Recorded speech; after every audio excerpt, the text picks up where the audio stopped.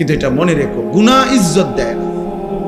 নারী, ছবি, মদ, জুয়া, জিনা, ব্যভিচার ঈমান থেকে বিচ্ছিন্ন করে দেয়। আমি হাদিস বলি, আল্লাহর নবী সাল্লাল্লাহু আলাইহি ওয়াসাল্লাম বলেন, যে ব্যক্তি জিনা করে, নারীর সাথে কোনো হারাম কাজ করে, খোদার কসম এই এক পাপ।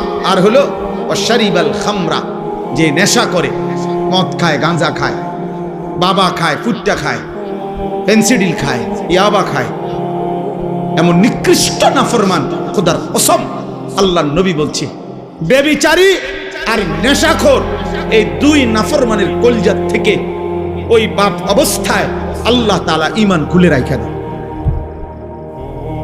এই কোরআন ধরে বললাম, কোরআন হাতে ধরে বললাম, আল্লাহ তার কলিজা হৃদয় থেকে ঈমান বের করে ফেলে। আল্লাহ বলে নেশাখোর ঈমানটা দিয়ে